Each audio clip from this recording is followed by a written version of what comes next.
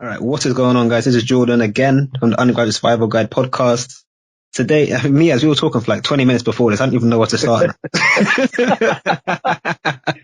Let's just carry on talking. Yeah, man.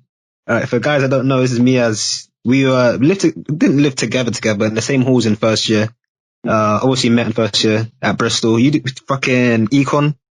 Yeah. Bro, it's not to think like, not just you, obviously like Omar as well, Imran, Naveed, we all just came 3 years, got your degree, job done, out of here. Yeah. We really had a mission and we just came in and did that. Words, man. Words. It's nuts, man. What was that like? How are you doing now? It's been, 2 years since graduating? Almost, yeah. It's been about a year and a half. So I graduated in 2019, July.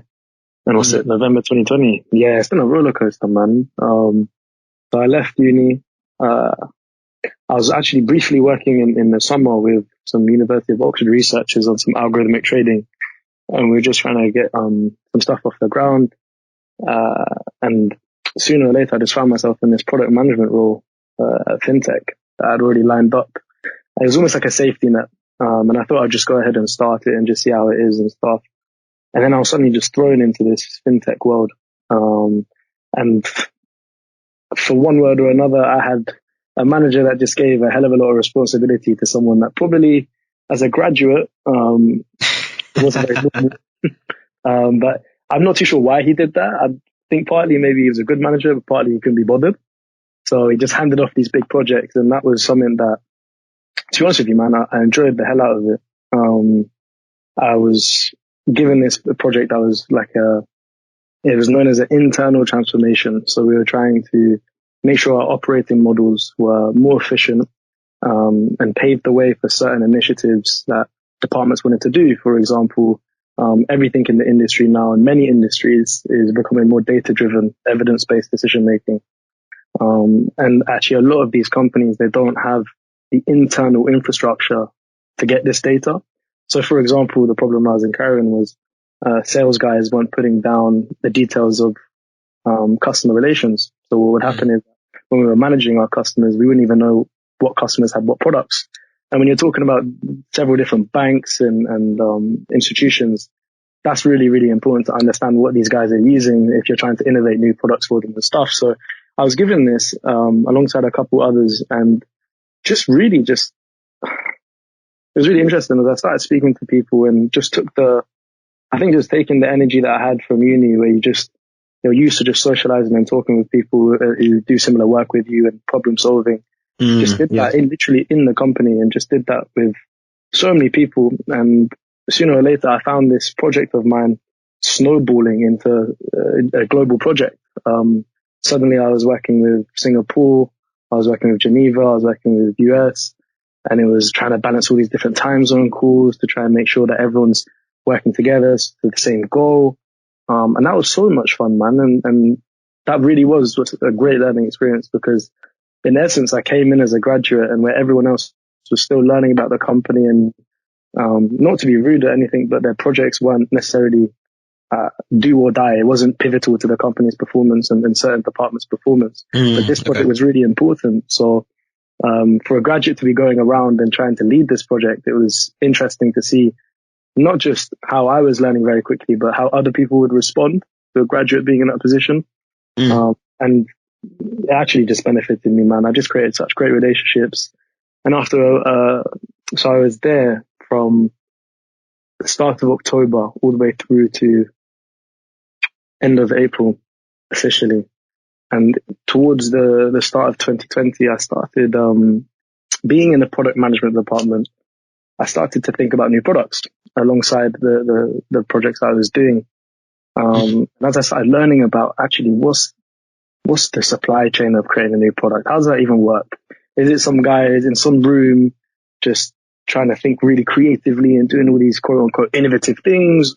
Or is it actually going out and speaking to clients and finding out and then doing that? And it's a bit of both. But as I started doing this for their products, I started really thinking about something of my own. I just started thinking about how us as consumers, as everyday people, how we can have better experiences when we walk around and perhaps we go to a restaurant. or perhaps we're going to cinemas, and how can we have a better experience for paying for the services that we use? And I started really thinking about new ways of payments and utilizing the developments that were happening in the fintech industry to try and put that on the product that I was developing. So as I go ahead and do this, it was amazing, man. I was actually speaking to people that I never thought I'd be speaking to.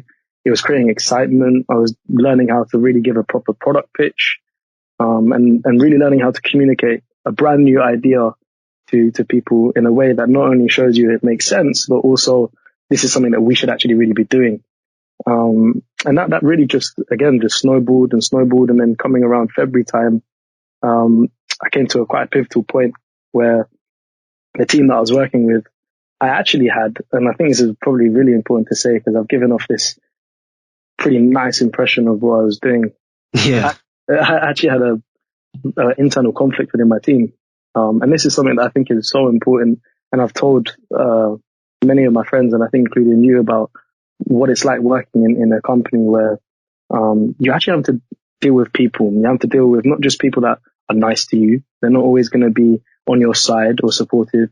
You have to deal with people that have egos. You have to deal with people that have their own interests, people that might feel like you're intruding on their limelight, for example. And this was a very real thing that was happening, man. And between January and February, this was just developing, where the global project that I was leading was starting to create some noise, and it was starting to become really important for the sales. And that started to happen.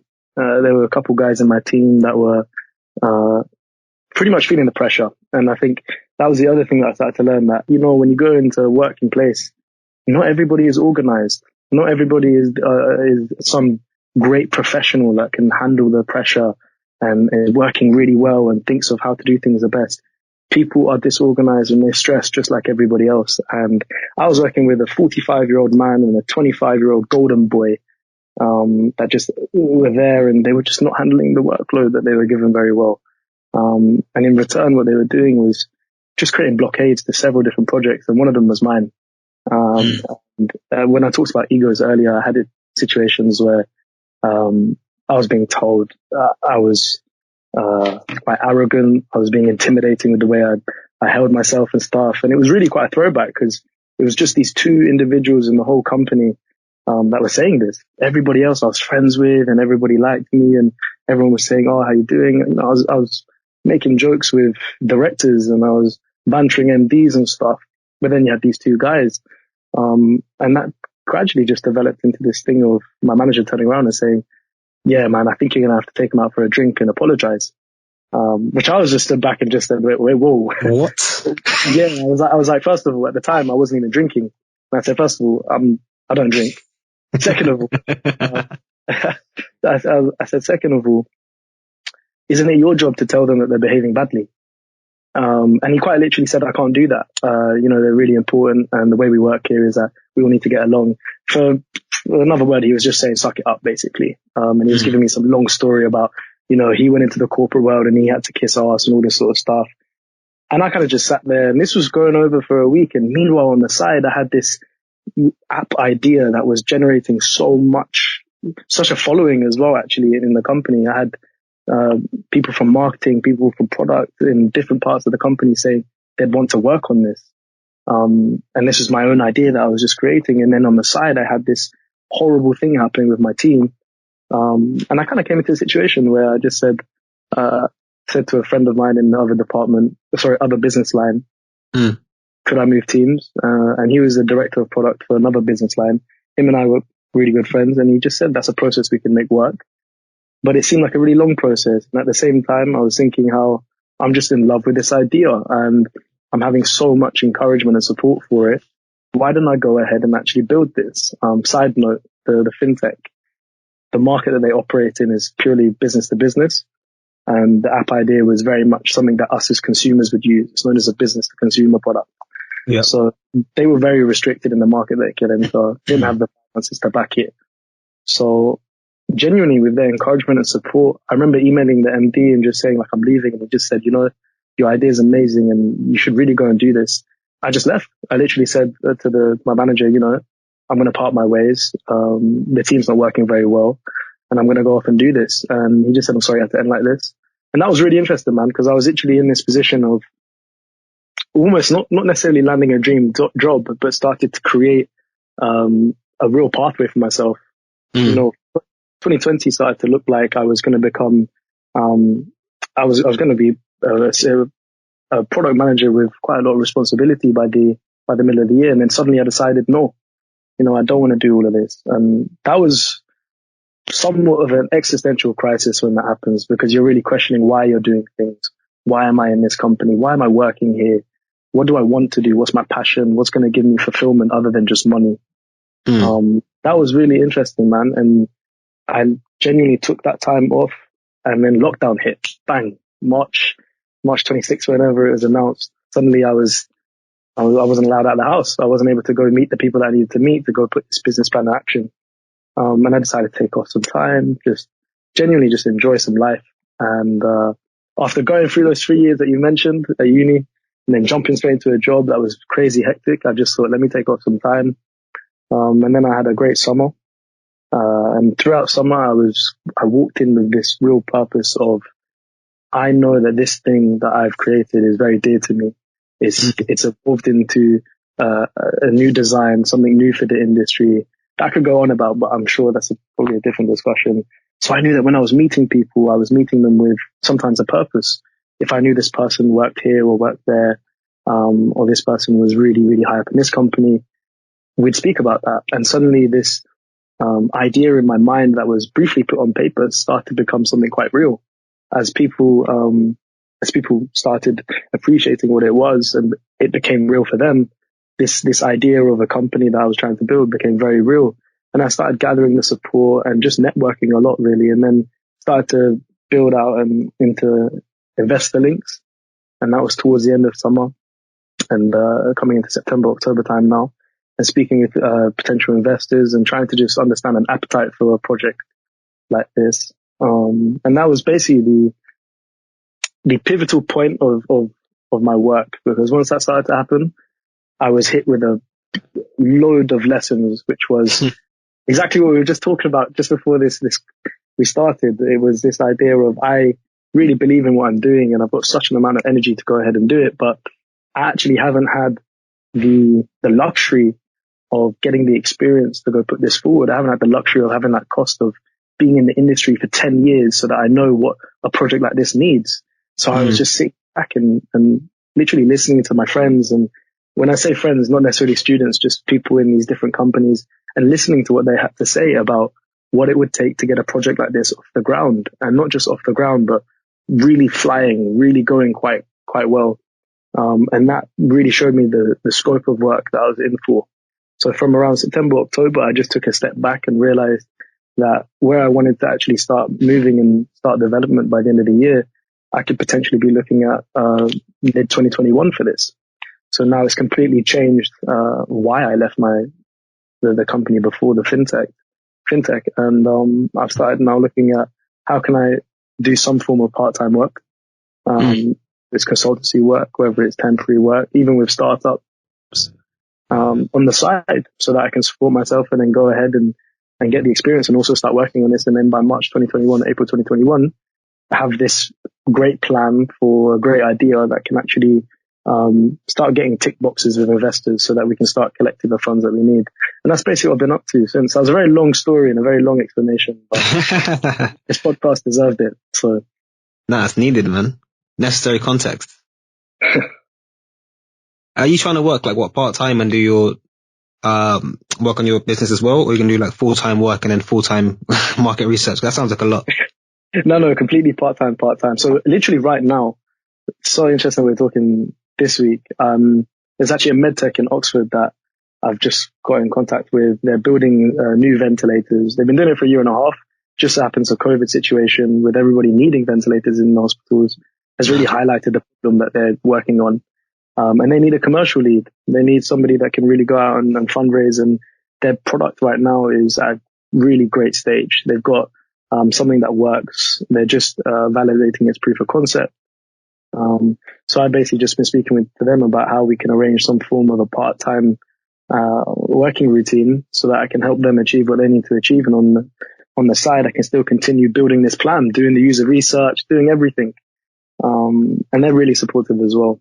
So that's basically when you said part-time, full-time, that's where I'm at right now. That's nuts, man. Yeah, it's been a roller coaster, man.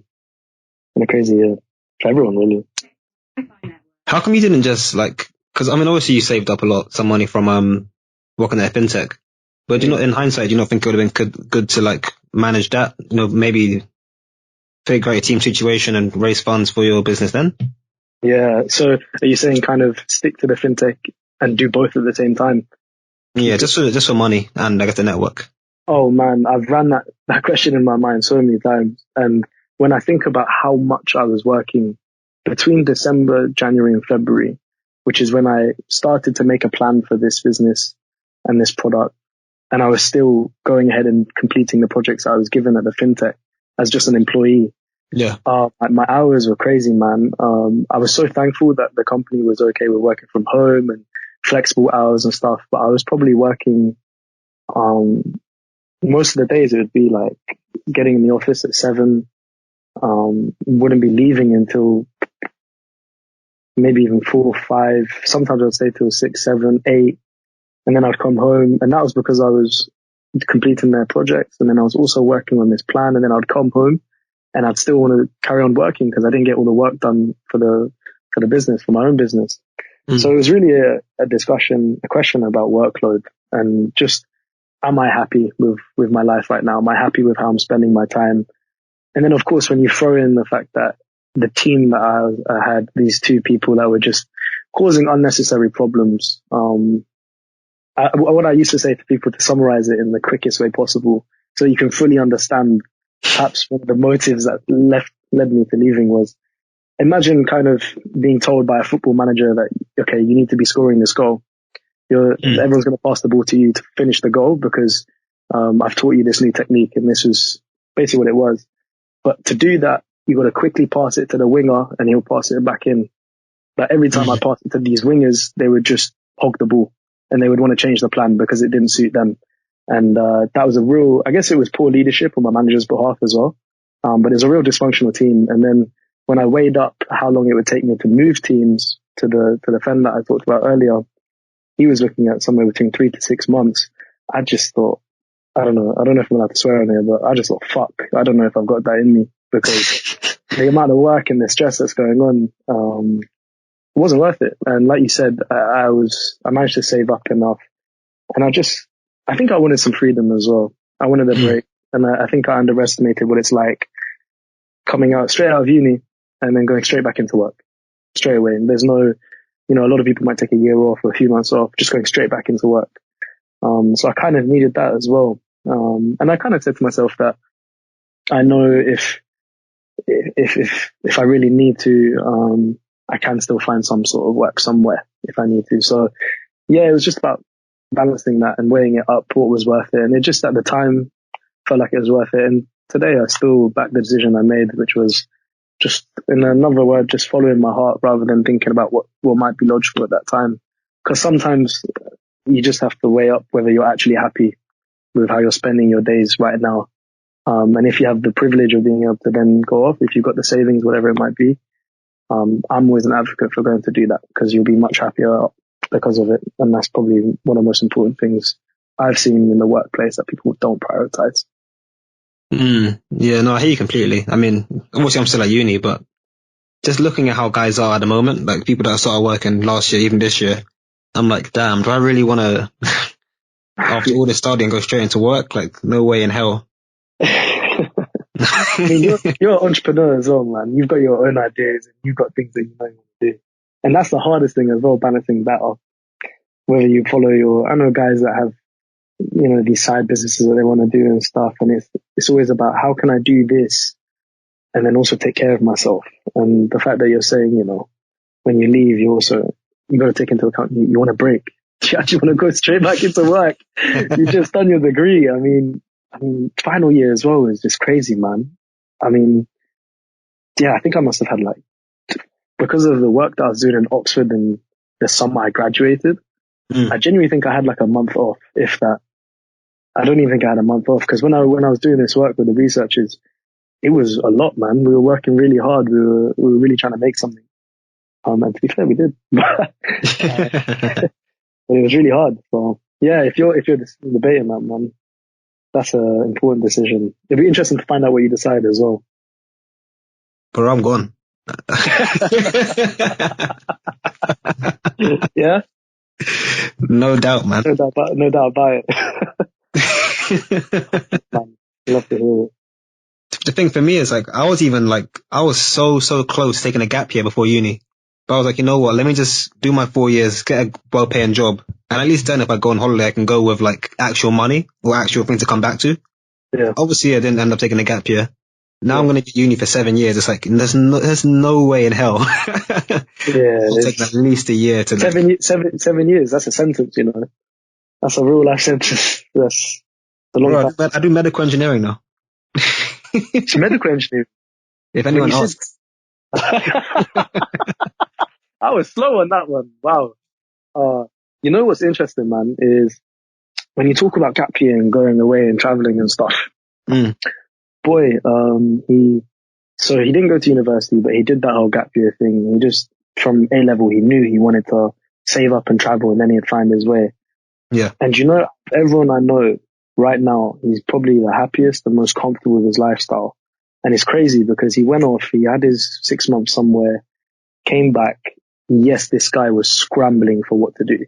He was thinking, I'm out of the game. My mind's not in work mode right now. How do I go ahead and get a career? Not just a job, but a career.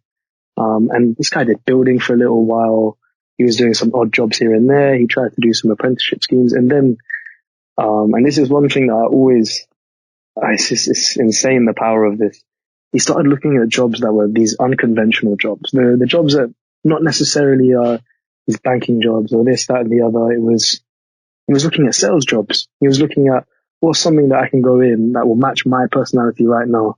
And this guy went ahead and joined a company called Softcut that sells IT software. He's been there for 2 years.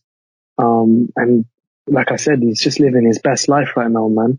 And he just went ahead and did that. And I was even speaking with another friend the other day just about how when we think about, okay, what do I want to do after uni, or what do I want to do after A levels? Often when we're told to go to university and go down this path, it's like putting a lot of pressure on landing one of these big career-based jobs. And I put that in quotation marks. But then there's all these other jobs that are out there that you just wouldn't even look at twice because they're not the 50, 60K salary that you're being told you could get if you go to university or do this or do that. But they're these, normal jobs that people just go and do. And if you're an individual that can excel at what they do, you're going to go squeeze as much juice out of that orange straight away. And that's what he did. He went and did that, and he just looked at one of these quote unquote irregular jobs. It wasn't some big salary, and he's just smashed it, man. He's been there for a year, 2 years, and he's so happy, so comfortable. And he's doing all these things, like now looking at investing in property and stocks and all this sort of stuff. And it just always makes me realize how there's so many different pathways to going and just achieving what you want to achieve. But uni and these other education systems, they sometimes just convince you there's only one way, or that you have to go this route, or have to do this. So, Yeah, that's amazing though. Like, the more you see, because at the end of the day, it's all about being happy in it. And yeah, there's no way to do that. Like, obviously uni is good for getting a career to some degree, but like, nah, just hearing that, like, it made my day, man. Knowing that guys out here making it. yeah, man, it's just insane as well. It was the fact that he did build. He was in his life did a complete 180. Like, he was doing building and he didn't know when his next check was coming in, and then suddenly, boom, he lands this job, doesn't think it's anything, and then finds himself in his element. This guy's had the gift of the gab since he was 16, and suddenly he's just selling. He's selling ice to Eskimos, and they're just buying it for extra, and just going ahead, and he's killing it, man. It's crazy. The other thing that I've also realized as well, and this is something that going ahead and when I say I'm in trying to arrange something with a medtech in Oxford, having these kind of casual relationships. There was even a startup before in September that I was speaking with, and the partnership didn't work out. But the way I was arranging this job. Effectively, it was a job, is just through talking with them and understanding who I am, and me knowing what I can provide as a person, just what I'm able to do, what value I'm able to provide, just on a real like human level. Just something as simple as knowing that you're someone that's really good at communicating, and that's really valuable in a sales environment, or someone that's really, really good at, perhaps you've got other, what's the word? Is it called like qualitative skills, soft skills? That's the Soft one. skills, yeah. Yeah, just other soft skills that actually people would value, and they don't need to hear that you've got all these other things. They just hear that you can do that really, really well. That's the other thing that I've realized is just, I underestimated the power of that, because when I speak to these startups, man, they're not asking for a cover letter. They're not asking for some application. They're not asking for this. They genuinely just ask for my LinkedIn, and then we just have a conversation. We talk. Of course, it's about building a good rapport and building good relationships and all this. But sooner or later, you realize that these people across the table or across the phone or whatever it might be, they're actually really valuing you for you. They don't care about, have you completed this course? Have you completed this? Have you got this qualification? Have you got this? They're just listening to what you can do, and they're just hearing your energy and enthusiasm for what they're doing. Yeah, that's a really big thing that I've learned as well, man. That's big, man. That's big. Do you think like working in a startup was more like, let's say you graduated just now, like right today, and you can either choose to go to a startup or like a big bank or something. Yeah. Do you think like which way would you choose and why? That's a great question. So me knowing me right now, I would go straight into a startup. However, I don't think I would know who I am if I didn't go into the FinTech that I joined. Now, the FinTech I joined wasn't a huge bank. It was still a global company on the stock exchange. It was huge, thousands and thousands of employees, but it wasn't one of those Morgan Stanleys, JP Morgans. And I do think there's a lot of value to be had by working in those places, because you learn the way everybody else has done it. Obviously, the nature of a startup is fast moving. It's very, very much about what's needed today and this week. Let's go do it. Whereas when you go into these bigger companies, you've got projects, you've got outlines, you've got time. There's a lot of stability there. But then you learn how people work. And I think at the end of the day, even if you went to a startup straight away, if you don't know how the industry works, and when I say industry, I'm referring to those big companies and stuff. If you're not even remotely aware of how they work and how they think and what they expect, you could struggle. So as much as I would go back and boom, enter a startup, I think I'd have a huge learning curve, a very steep learning curve. But I do think I really think the value that you'd gain from being at a startup definitely outweighs the value that you would gain from being in one of those other companies for the same amount of time. And I think it's just about whether you're willing to learn very quickly and learn with a lot of pressure as well. Obviously, there's that element of, for example, the startup that, the medtech, it's about fundraising. And if I'm not able to help them raise funds, and if I don't do what I'm telling them I can do, we're not going to have money coming to the new year. We're not going to have money coming into March, February. So there's a lot of pressure on you as well. So I feel like I'm hearing a bit of feedback, by the way. Nah, but it should be fine. I'll just edit it out later. Yeah. Oh, wait, you can edit out with multiple sound layers. Wait, are you hearing yourself or are you hearing me twice? No, I'm hearing like a buzzing. Sorry, that's what I meant by feedback. Maybe not the right word. Yeah, no, it's fine. I just have to double check. Yeah? Okay. I can probably edit it out. It's fine. Okay. Yeah, no, I was just saying that I think it's first of all just about understanding what type of a person you are. Are you somebody that needs that stability, that needs that support system, real support system around them, that safety net? And that's not even a bad thing. If you're somebody that likes that and needs that, then obviously a startup isn't something you should be doing straight away, because there is no stability in a startup. That thing can go bust in the next year. The whole essence of a startup is that it's a gamble, it's a risk, and it's just about how hard you can and the value you can provide. But yeah, I do think there's still a lot of value to be had in working with those big companies, man. I mean, these guys, they make their billions and trillions of dollars, and they're not making it because they don't know what they're doing. They're making it because they have systems that have worked for hundreds of years, and ways of working that is really valuable. The way that I speak and the frameworks I use, And some of the planning tools that I use is still from the fintech that I worked at. And if I hadn't have gone there, I might not know it if I haven't gone out and made an effort to learn it somewhere else. So I guess if you're going to go to a startup, you want to make sure that you're a self-starter yourself. But yeah, that's what I'd say. But I would definitely go back to a startup. I wouldn't have entered a fintech. Yeah. No, I hear you, man. It's funny. I was reading a quote. Was it yesterday? Maybe the day before. And it's like entrepreneurs are the only people that are willing to work like 80 to 100 hours to avoid working 40 hours. It's actually the biggest con in the industry. Everyone thinks that guys in startups have a nice life. They have the worst life. They're constantly working. There's no off button. They have to be available all the time. And I tell you what's really admirable as well is seeing people that work at startups and these guys turning around and saying, we actually work for free right now.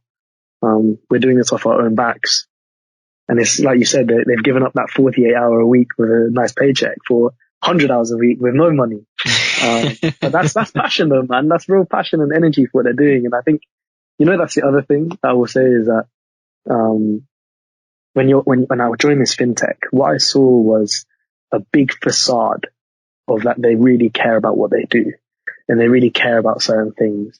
When you go into it, all they give a damn about is making sure the money comes in. That's it. That's really all they care about. Yes, they know that things affect that, like being nice here and caring about this, but if they have to pick between one or the other, they're always picking money. Whereas when you go for a startup, or when you see how people work in startups, they really care about what they do, man. They believe it's the same way with your podcast that you know that you're making something that can really help people and you're doing that. And that's a decision that you've made and you're going to back that. And these guys, they do the same thing. And I think it's the essence of really backing yourself and just saying, this is something that I know I really like and I really believe in, rather than just saying something that, oh, this is something that I know needs to be done and it'll make money. Yes, obviously startups have to make money, but those guys there, they really care about what they do, man. And there's no facade. You can just go walk straight in and just feel it and just see it. And it's a complete different way of working. Actually, I forgot to say as well, working in the fintech, and I think working in big institutions, I just reminded myself, was genuinely taught me how to build relationships quickly. Because again, in a startup, it's intimate, man. You're talking about teams of anywhere from like 2, 3 all the way up until 10, 15, 50 and stuff. But if you're looking at big institutions, the people you interact with, that could be 50, 60 people across just what you do. And if you expand that, you're quickly building relationships and you learn very quickly how to build working relationships. So a lot of the ways that I would speak with people, a lot of the connections I made at my other company, sorry, I shouldn't say my company, the other fintech. Yeah, it's a habit. The other fintech, was actually how to build those working relationships very quickly. And that's given me the tools and power to go ahead and now apply that into the real world and try and arrange these things with startups and meet investors and create these relationships with guys like that and delivery specialists and stuff. It's so interesting. That question you popped was really interesting, man. Startup versus big institutions. A lot of guys go from one to the other as well, and it's only one way from institutions to startups. The startup I actually was trying to arrange a partnership with in September, was made up of one guy who was in the KPMG global strategy team, and he was like a team of 15 people. This guy's, wow. Yeah, I think I could go ahead. They're normal people, man. I'm partying with this guy and chilling. Believe me, he's as normal as everyone. If someone gets past, he's there. If he has preferences, like he likes his drinks, he likes his smokes, whatever it might be. These guys are normal guys. So like coming from this, and then these other 2 people, huge industry players, people that have sat on boards of companies, people that have sat, and really made some big decisions in the industry that have now jumped to, oh, let's just build this in a team of 3 and let's build this project out and make a startup. So that's the other thing. A lot of people go into these institutions and I feel like they jump out for good reasons. I even know a friend of mine he was a director of client management at the FinTech. I asked him, why are you here? Because I knew that he was an ex-HSBC exec, like a really, really big global exec at HSBC. And he just said, when you work a lot, you start to realize that you have your own ideas for what you're doing, not necessarily what people want you to do. You have a vision of what could happen in this world for what you're trying to provide to it. And when you're in these big institutions, there's so much bureaucracy, there's so much admin that you can't make that change. You can't just snap your fingers and put in a new project that you know is really worthwhile. You have to go through 100 different decision makers or this and that and the other, or 100 different departments just to double check it's all worthwhile. So he actually left a big institution for a medium institution for that reason, just so that he's able to feel like he can make a difference properly rather than just being a cog in some watch. Yeah. Yeah, I hear that a lot, to be fair, because it's like when you're in a big company. I mean, I've obviously never worked a day in my life, but it's like you're very not necessarily replaceable, but I guess expendable is more comprehensive, because you're not. Even though technically everyone's equally important, it's like you're equally not very important. Whereas in a startup of a team of like 5 people, you literally have all that responsibility, and if you mess up, the whole company could tank. Like, it's literally riding on you. And That's a fact. And you know, when you say that, it's making me think of the other thing that they say when you said expendable and stuff. I feel like it speaks volumes on the way that leadership thinks of those companies. And what I mean by that is what I quickly learned at the FinTech was you are valued based off how much money you make. Period. So one of the guys that I had conflict with, this guy's a 45-year-old man. He's been there for a long time, and what was crazy is that everyone had something bad to say about him. You know, I told a couple of my friends, and these guys were saying, "Oh, that guy, yeah, he's a grizzly bear. He's a problem." And I was actually thinking to myself, then why is he not out of here? Why are you keeping him? And someone just said, obviously I'd ask that question to only a certain amount of people. These guys would literally turn around and say, oh, he brings in 700k ARR a year just through his connections. And I just thought that means that you don't actually value people for who they are. You're just valuing them for how much money they're making you. And I feel like that interlinks with what you were saying, man, about being expendable, perhaps being a resource. And obviously, resource gains value over time. So eventually they look at you as, we got to keep you because this is the money that you make us. You're just a value to us. You're a number. And again, there's obviously this whole facade that they do care and all this sort of stuff. And I'm sure many companies do. And that's not to say that they all do that. It's definitely a very, very prevalent problem in these companies. And even though, like you said, you haven't worked, you can just get that straight away. I think even the application processes of these companies show that they're so standardized. They're so impersonal. They're so trying to make you fit a framework that they need you to fit. People will learn about how to respond to questions and answers rather than thinking about what they really want to say, who they really are, what they really think about stuff. And it's because they know that that's not valued. They know that these companies really only want to hear what they want to hear. And that's really bad, man. Like, for me, in my perspective, that's not a great way of getting new talent, encouraging people to work on the project that you want to work on.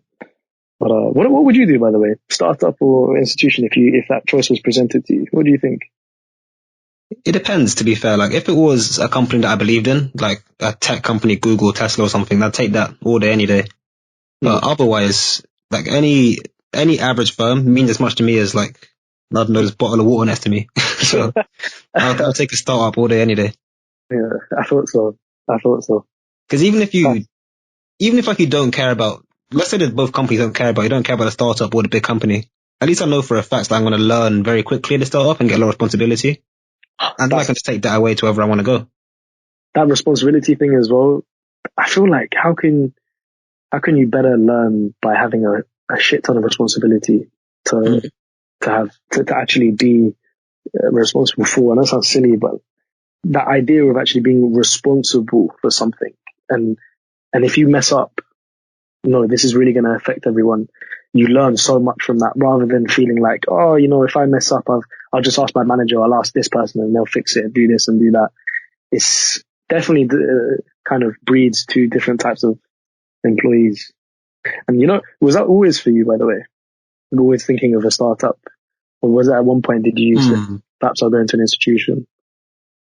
I don't know. I mean, for me, I guess when I started uni, it was more about, obviously, one, enjoying myself to some degree with like engineering.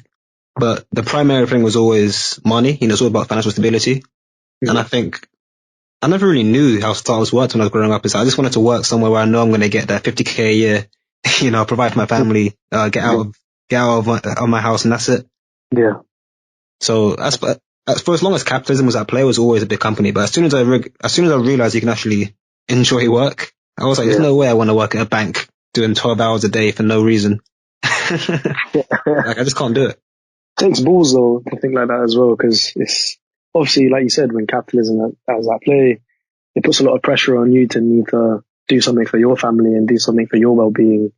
And it's obviously a risk going the other direction. It's not necessarily a safety net, but when you actually think about, like you said, the happiness that you'll get from there as well, I'm always a believer that it's worth trying at least. It's worth going out and finding out what's there. Yeah, because I'll be honest, a lot of the people that I know that work in these big institutions, man, they don't sound overly happy. They don't sound overly happy at all. Yeah, guys are getting paid, man. They're getting their check, and that's obviously what's most important a lot of the time. But eventually, when that starts to not outweigh your unhappiness, perhaps people will always find themselves in that dilemma and having to pick between the two. That's the thing. Like by no means, I don't hate companies, but it's like, I value my mental health, my time as equally as I value money. And it's like, where's the trade-off? Like, at what point do I want to just stop working and just, like, I'd happily do like consulting for 30k a year and doing like actual 9 to 5 instead of, the exact contrast in like finance or banking where you're doing 12 hours. Like, yeah, you're getting 50k, a bit more money, but it's like, it's just the mental cost of that, for me at least. I can't do it.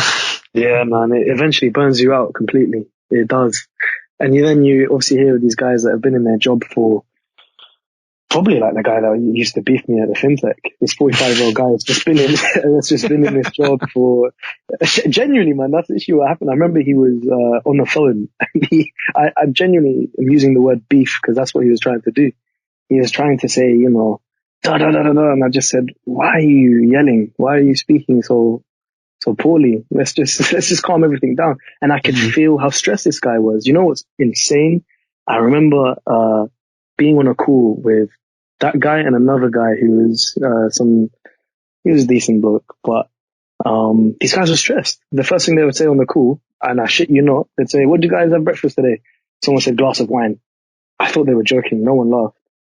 Bro. And I'm actually thinking, this is serious. These guys are, my manager even, I'd sometimes say to him, how are you and stuff? And he'd just outright say, not good, really shit today, really stressed. And I'm just thinking, like, no wonder everything else is going to pan because you're not good as well. But also, why are you here? Why are you, like, have you not thought about how you can make your life a little bit happier and stuff? And these guys are obviously 40, 50 years old. And when they get to that stage, that's the life they live. And I feel like that's how people get, not necessarily trapped, but they just get very, very convinced that this is the only thing that for them.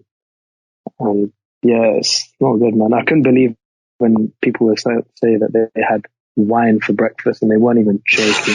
There was not a single laugh. No, seriously, I was actually thinking, I think one time my manager, this wasn't just once, by the way, it was like maybe every 2 weeks, someone would say that. And one time he said, Weetabix and red wine.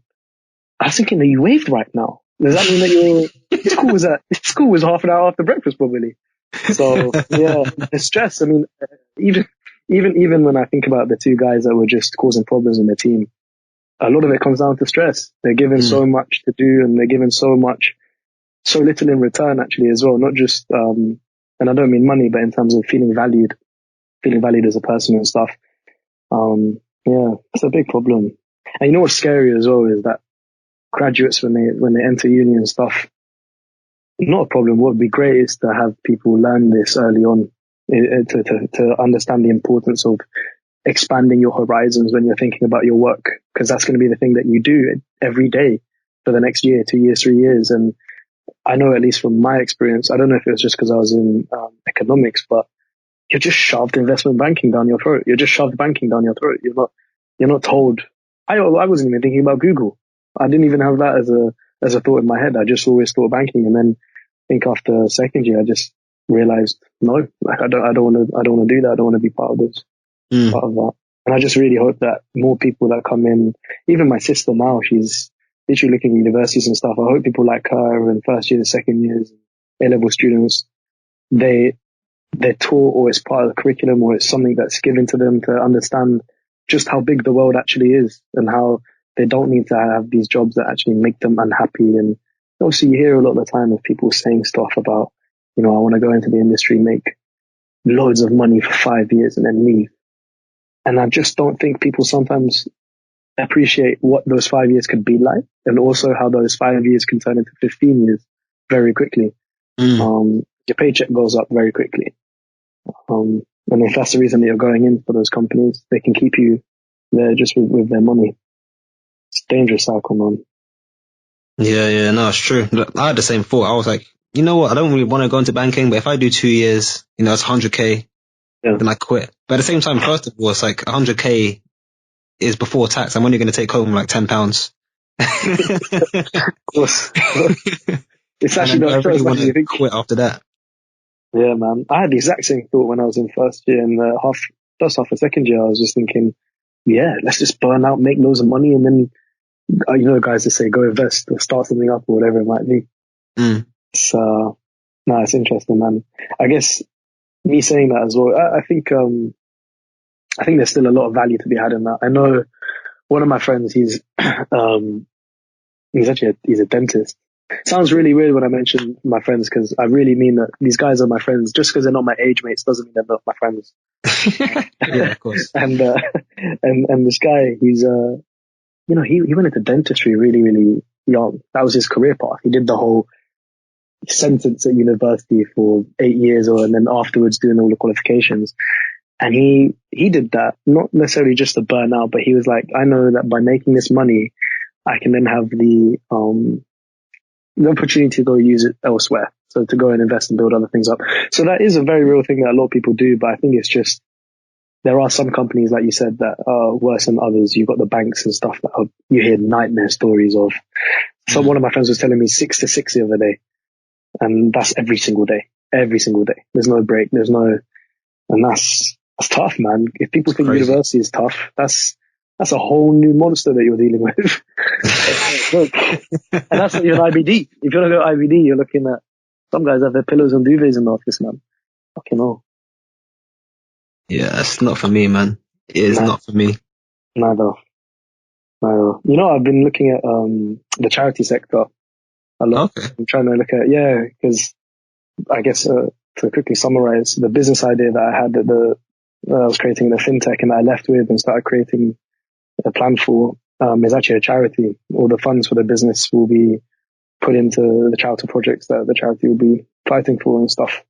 So obviously I've started to look in the charity sector and industry. You know what's crazy is that that's actually even more competitive apparently than a lot of other industries. I never thought it would be so. Yeah, I was on the phone with a recruiter a couple of weeks ago, and really nice lady. We're talking and stuff.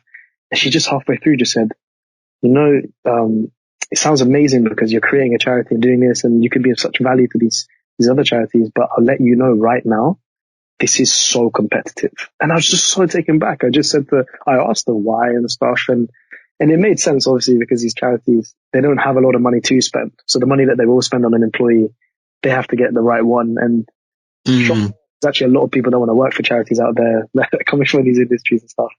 But then it just made me realize I didn't even know that the charity sector is also just as competitive and has really cool jobs, but it just makes me think, how many other sectors do we not know about? How many other industries do I not know about? Because I've only really learned about the tech industry and the banking industry and select industries just because of my degree. Yeah, no, it's very true, man. Like, it's a big wide world out there. Big world, huge world out there. I mean, yeah. It's nuts. Even for me, like, I'm by no means a specialist or anything, but I've done a bit of research. I was curious about like Spotify, all these random companies. And it's like, to be fair, it should have been obvious. Like, it's quite an intuitive thing. Like, every company needs to have a finance team or a business team. But it's like, I didn't know that. You're making a great point, because I thought the exact same thing when I started thinking about it. I was actually thinking, you know what's crazy? I think it was, maybe just in the first month of being at the FinTech. Obviously, I speak to people and you hear where they're from and you hear their background and you hear stories, and you realize that actually you getting a job is working for the businesses that serve you in all the different ways. That includes Spotify, that includes Hotmail, that includes Instagram, that includes all these different companies that you're just thinking, like you said, I didn't realize that you need something like this. I didn't know that there's a job here. And can you imagine how cool that would be, working for Netflix?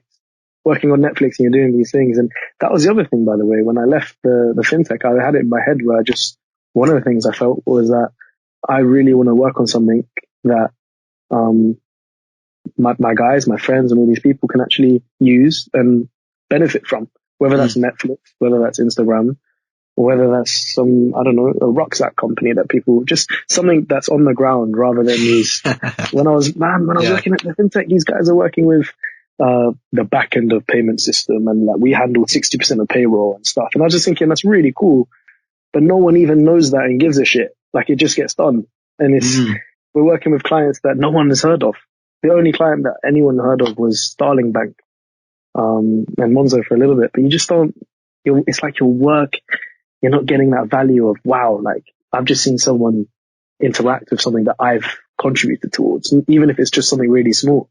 Whereas if you're looking at Spotify, that'd be insane to work there. That'd be so much fun. You would derive so much value from just knowing that you're working on something that you use, everybody uses, you can see your value. Yeah, man, there's so many jobs out there. So much work. Yeah. And like, I implore anyone listening, it's like, because Spotify is one that I actually did a bit of research on myself. Bam. Right? Because the thing is, when you think about it, it's like, it's just it's an app, innit? But they've got a whole business team, they've got a talent acquisition team, they've got artists, creators and stuff. I'm like, what the Yeah. There are so many roles. Yeah, you know what's insane as well? Some of these companies, they have like what's known as innovation teams that genuinely are they're just creative. Your job is just to be imaginative, just to take problems and solve things, and you're not necessarily typing up, you're not writing up. It's just to be creative and just be with people, hear their problems and stuff. I remember one guy, and to be fair, the FinTech had this, but it was in the US. And it was a very small team. They didn't invest. They weren't a overly quote unquote innovative company. They just said they were. And I'll put the evidence out there. What they would do is they would just ask the client, what do you need? We can make it the cheapest and quickest. Let's do it quickly. and then sometimes they'd say like, oh, we thought to add this, by the way, and maybe that'd be a good thing. But this chief innovation officer came in to the Thiel offices. I was in this business park, brand new. It was with all the other fintechs and all these guys. And he walks in, and obviously, you might go up and ask him and stuff, what do you do and what's your day-to-day like and stuff. And he was just saying how, yeah, he's got a lot of responsibilities, but a lot of the time it's actually just getting on the ground and speaking with people and just welcoming new ideas, and also trying to think about how can we just propel this place to a different direction. And when you talk about Spotify having those teams, that's exactly what they're doing. They're literally thinking about how to just create something out of nothing. And I think that's a job that a lot of people would find fun. It's just not in your face when you're leaving uni or you're in uni. You don't look up graduate jobs and you see something at Spotify.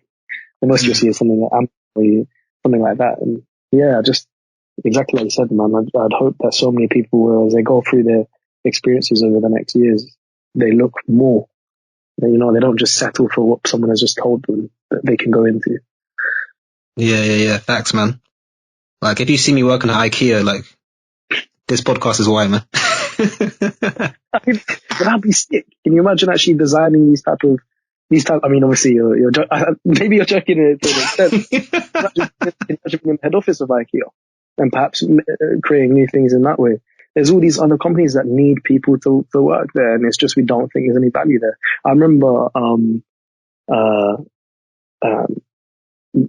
yeah, I guess my ex, she did some work for, she did some work for, I think it was Waitrose, and she was in what's known as the buying department. Okay. And this is a job that I've never of course it needs to be done, but it's like one of the Spotify things. I never appreciated that it needs to be done. Waitrose need people that decide what they're going to buy in supply and put in their stores. Oh, And okay. the money guys I are think when she was making. like a customer or something. No. She's in the. She just like buys Yeah. stuff at Waitrose. Yeah, she just get paid just to shop. To be fair, you get the mystery shoppers, but she was there and she was saying how that is literally an entire responsibility to decide, okay, what dairy products are we gonna be buying as Waitrose to then put in our stores, and that's actually a really cool job. You're literally deciding and influencing the products that you might go ahead and walk in. I don't shop at Waitrose, but whatever it might be, and then you're like, wow, actually that was something that I put forward, that product's there because of me, and the money is really good there. All these types of things, and I would have never heard about it if it wasn't for her. Never. Yeah, that's crazy, man. Even like, I guess that comes under like logistics. That whole logistics and strategy, I didn't even know that was until literally like a week ago. Like there's so many jobs, man. And like obviously we'll be here all day if we go into it, but I think just thinking about the things that you use every day, whether it's like an app or a shop or whatever, Yeah. I guarantee like they need at least one of us. Like, Do you know what's insane? So we don't go on too much, but this is a company that I didn't even realize would be so cool to work for until I reached out. I managed to connect with a guy who's actually a global director of Nike, and is in the US, and we were talking and stuff. It was about the charity, and because they have some funds that they're looking to invest with. His job, obviously I'm now connected with this guy on LinkedIn and we'll speak and stuff. Man, this guy's job is so cool. He's literally creating the shoes that you'll see on the shops. Obviously he's a global director, but his team and all the guys that are doing it and stuff. Who the hell in uni thinks about applying to Nike? No one. But they have jobs and they have people that they need.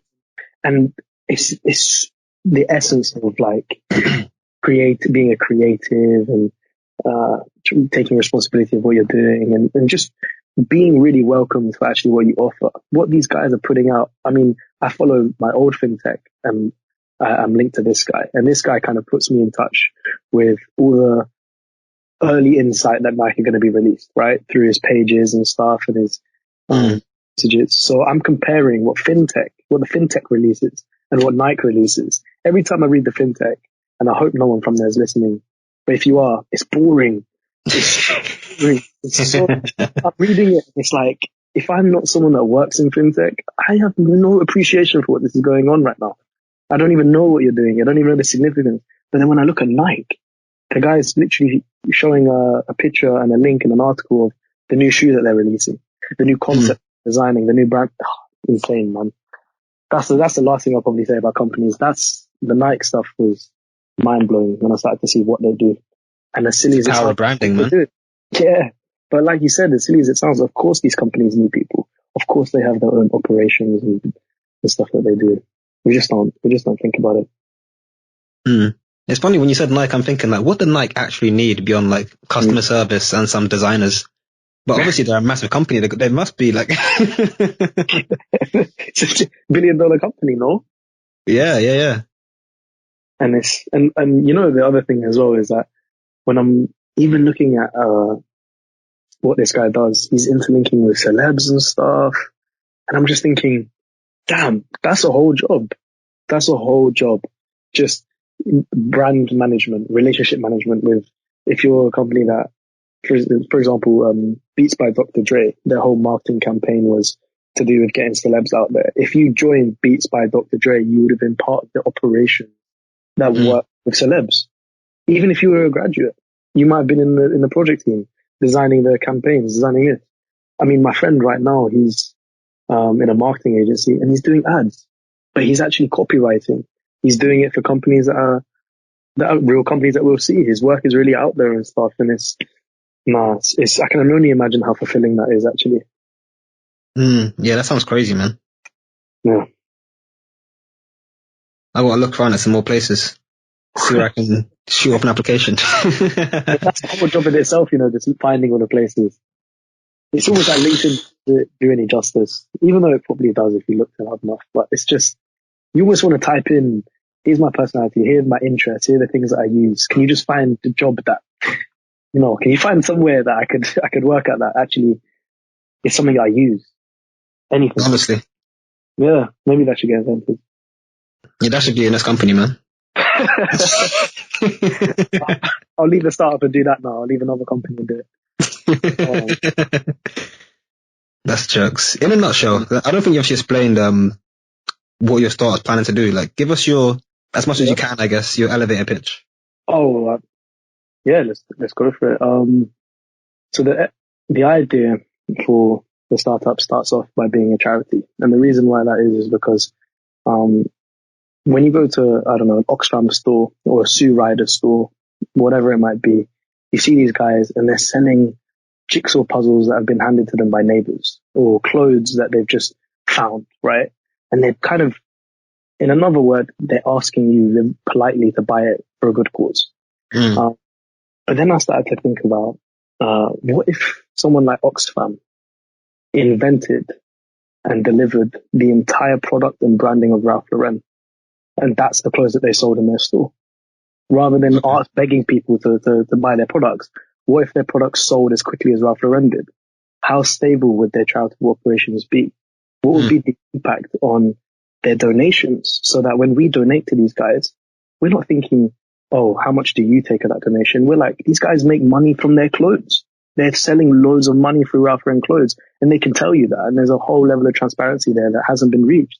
So that's the core of the idea. And now the business idea that would generate that revenue that I started to create, the FinTech and the plans and stuff are being developed. The most concrete one right now is an app on our phones that we'll be able to walk around in any store, any restaurant, any car park, a lot of the in-person experiences that we have, like a football stadium.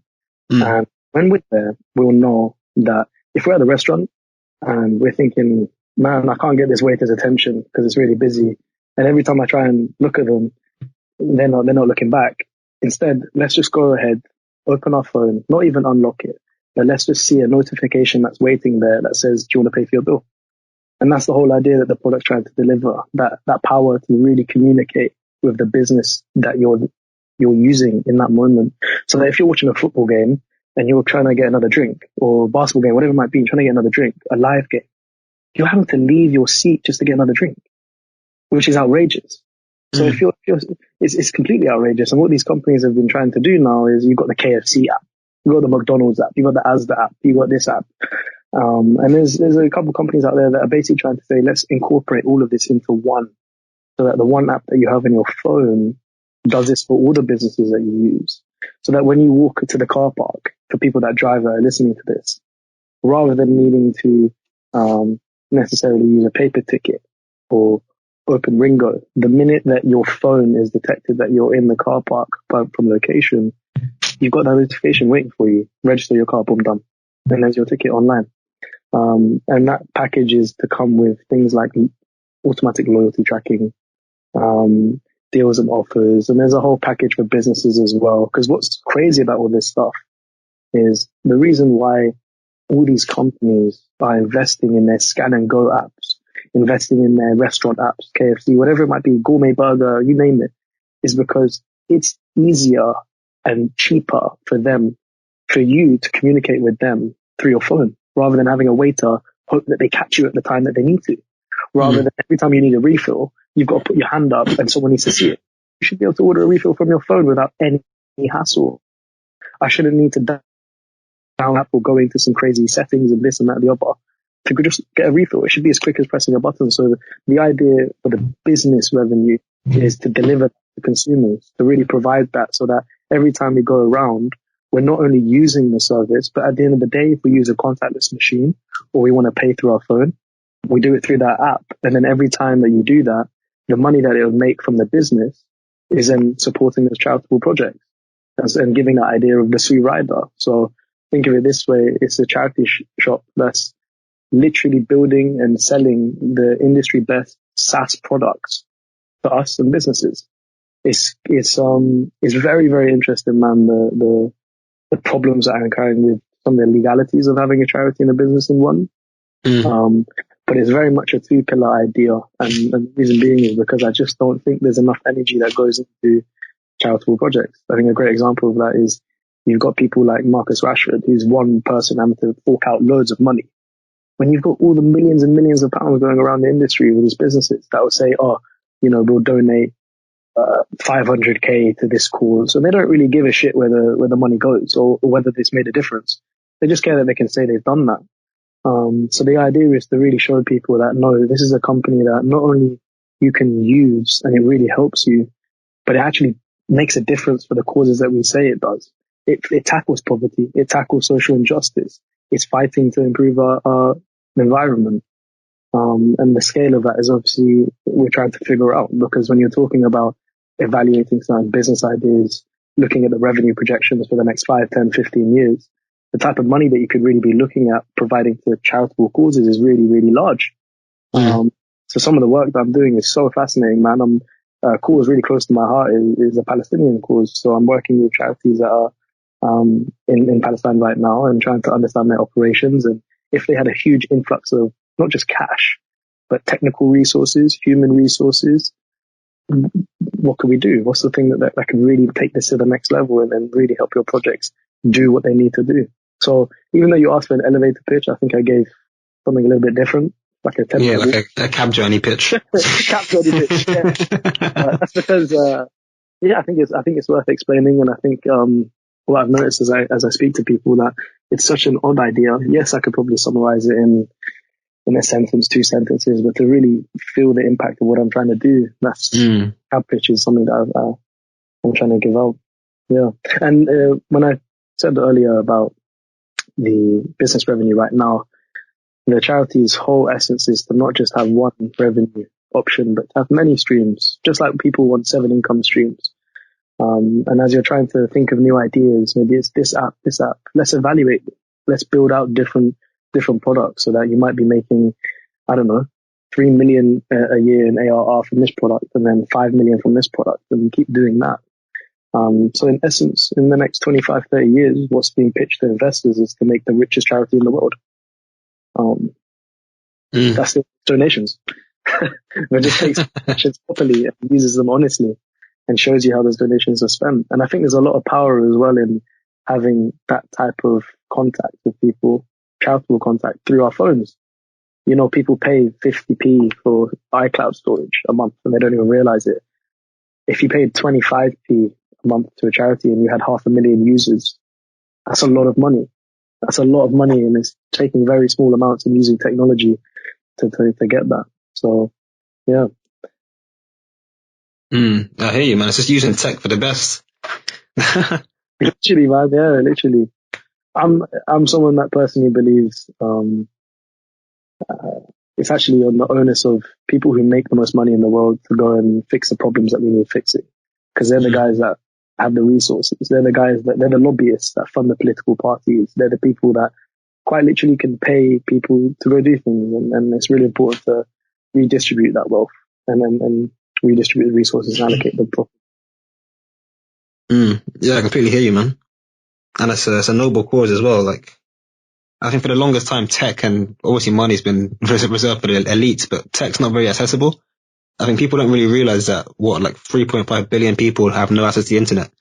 There's only like 1 billion users on social media. Like, there's still a lot of room for improvement. And I think every little thing, especially like what you're doing as well, like it's all going to help. And the idea is that in the long run, things will be so much better for everyone. When you talk about tech as well, it makes me think of, I was reading about, because obviously a great example of perhaps what I've just described actually is actually the Bill and Melinda Gates Foundation.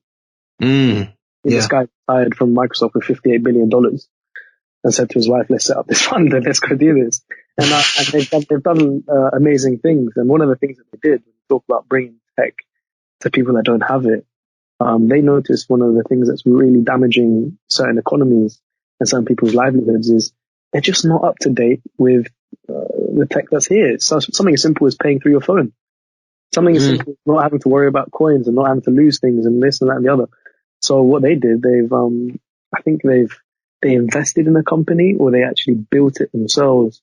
But they're looking at trying to release payments apps. I think it was somewhere in India, and it's all based off micropayments. They understand that the level of payments is much lower. It might even be Bangladesh, but the level of payments is much lower, but they're able to get, 30 million people. They're able to give them this access and give them this power, and suddenly improve their lives in that way. And they've got 30 million people using this payments app that they've delivered. Now, obviously, there's a bunch of hurdles there that you described when you said 3.5 billion people don't have internet access. You've got to first jump that hurdle. Do these guys have this and that and the other? But I think around the world, there's a huge growing trend that everyone's gradually on the same pathway of trying to get developing and stuff like that. And it's just about, is the right attention being paid to the people that need it? And are the resources being used for that? And my personal belief is that the UK doesn't show a great example of that. I don't think there's a lot of organizations. There's only some off the top of my head. You've got the Wellcome Institute. There's some other institutions, but a lot of them, it's not big enough. We don't feel it in our everyday lives. I think when people think of charity, they'll think Red Cross, Oxfam, Cancer Research, all these guys, but they're not thinking of social enterprises. They're not thinking of businesses that effectively do a government's job. Mm. Yeah, no, it's very true. I think the term charity as well, like, technically it's just any non-profit is to some degree a charity, right? But we only think of like the ones you see on TV, as you said, like the CAFODs, all of that.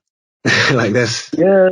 Water Aid and these guys, it's comic relief. You don't, and you know the crazy thing is, and I guarantee there are people listening to this right now, comic relief have raised so much money for so long.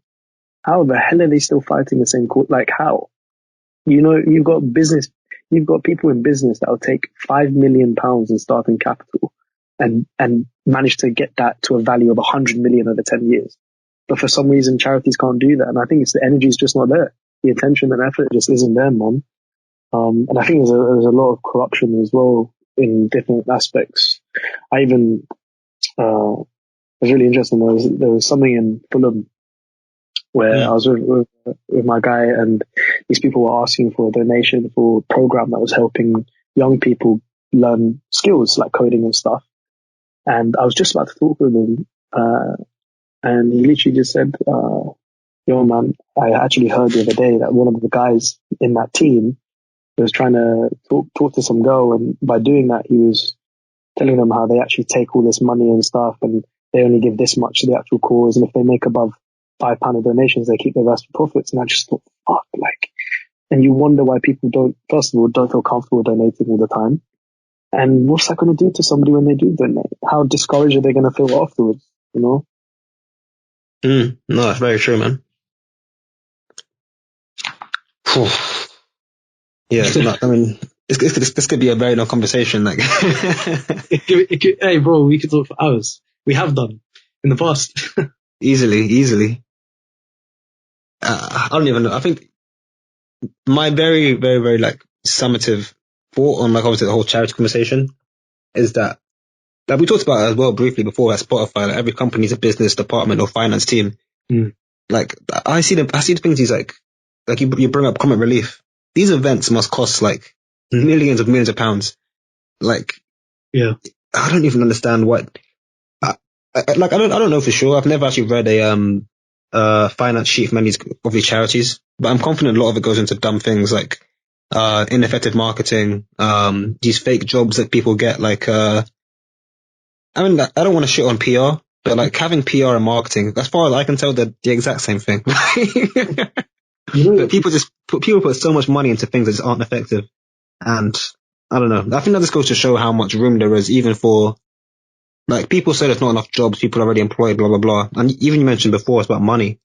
Yeah. If you can show that you're better than someone else, which I guess is the whole point of an interview, like, technically speaking, there's so much room. And every issue we recognize in society is a job, to some degree. Yeah, bro, the point you're making as well is, it basically touches on the very reason why I decided to take this business idea and put it into a charity, which was, you mentioned that you've never seen a finance sheet of a charity, and it's almost like you actually don't know how these guys spend their money. And to me, it's not something that I know is absolutely true, but if I'm an organization that is funded from donations purely, public and private, let's say, right? If you know that that's your only income and you're having to spend people's donations on staffing and operations, you already know that people might have their own opinions on that. Like, are you going to be completely transparent about how much you're paying your staff?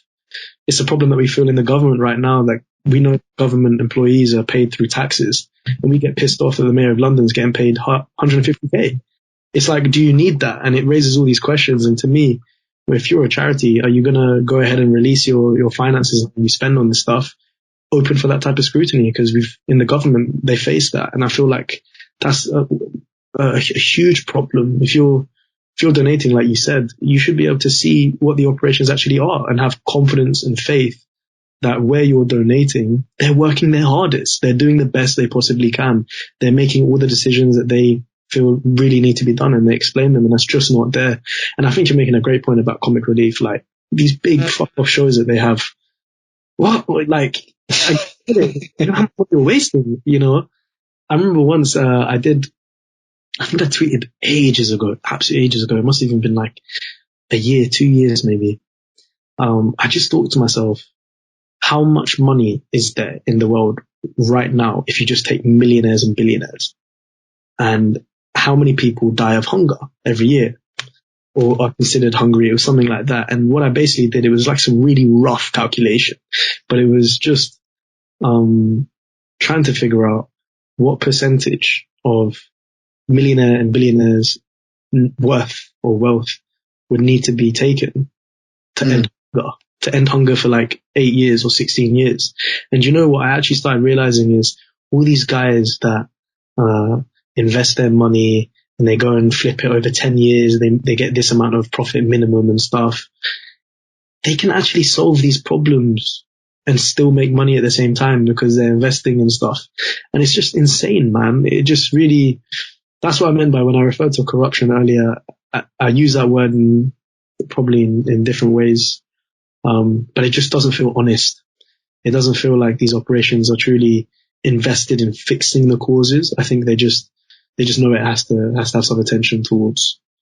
And I think one thing I saw in I'm not going to name any names, but in a couple companies, is that when they donate, they just go ahead and go take pictures. They're not actually applying their genius brains that generate $500,000 value a year, whatever it might be, to the charity that they're not on the ground for. They're not telling them like, oh, I'm here free this time, or, you know, what do you think about this? I was thinking this. They're not trying to actually improve. They're just shoving money at them. They're just throwing money at the problem. And I think that's when you talked about, PR and marketing and stuff. When you think about the operations of these organizations, when you ask yourself, are they doing everything they can, or does it look like they care? A lot of the time, I feel like the answer is no. I feel like they're wasting money or it's unnecessary. And that's a big problem. And that's obviously the problem that, one of the problems that the charity I'm setting up is trying to fix in the long run, especially. Yeah.